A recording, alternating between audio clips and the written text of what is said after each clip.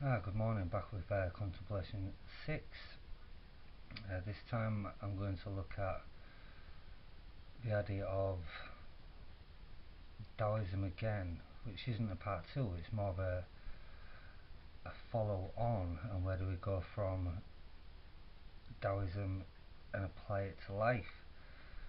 So I'm going to look at what is your way, uh, and I basically found that using just Daoism as a kind of philosophy to work from, something like an ethic in life, basically gives you an understanding of how to find your way.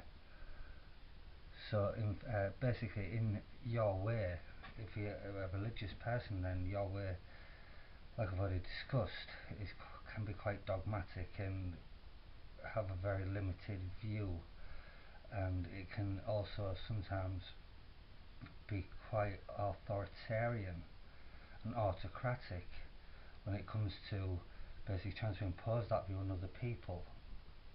But if that's your way, then that's fine to actually follow that way. But it's not fine to then impose that and expect other people to follow that way when their way isn't that way. So, and this is what you find as well when other uh, people that follow different ways go to a different country that has their own way. They try and impose their views on their way because they don't agree with it. And like circling right back to division kills conversation, and then we have a battle, friction, conflict. Interesting to watch, exciting and entertaining, but in the reality of things, it really does drive us apart and make us lose our way. So, in following our way, we have to understand that if we do go somewhere that has a different way, we have to make sure that we have to then adapt to their way by adopting the things that they believe in as well, and actually adapting that into our way. Because if we've gone somewhere else, we have to follow. We have to some degree, be flexible enough to follow their way.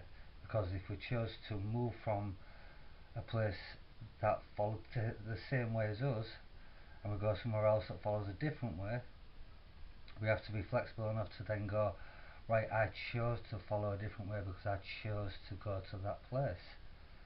And if I chose to go to that place, I then have to adopt their way, adapt to their way, and improve my way so I can live with those that follow that way, if that makes sense again. And in Taoism, that's a good thing about it. It actually helps you actually do that quite quickly, because the whole idea of Taoism is change. Everything's always changing, and we have to change with it. Just like, winter goes to spring, spring goes to summer, summer to autumn, autumn to winter, and it's always changing, always in a state of flux. And we have to be flexible enough and to some degree resilient enough to be able to do that, to be able to change. Hence, with like yin and yang, the idea of you know this perpetual change that it has, going from dark to light to dark. You know, we have to be able to change with it and actually follow that way. When that way changes, we have to be flexible enough to adapt, adopt, and improve ourselves. Uh, so, in following our way, uh, we have to be flexible enough to be able to follow another way if we choose to go there, and not try and impose a very dogmatic view of our own way on everybody else. And that goes for all religions, all people. So that as well will go towards your individuality, because we can actually then be as individual as possible, because where we choose to go builds our experiences, builds on our wisdoms, and also builds upon our identity and individuality. Because if we choose to go there, not everybody's going to choose to go to that place, and you experience that as you experience that, and that makes you more of an individual rather than being forced into a stereotype, compartmentalized by dogma and religion, and you should do this and you should do that. I am this gender, I am that gender.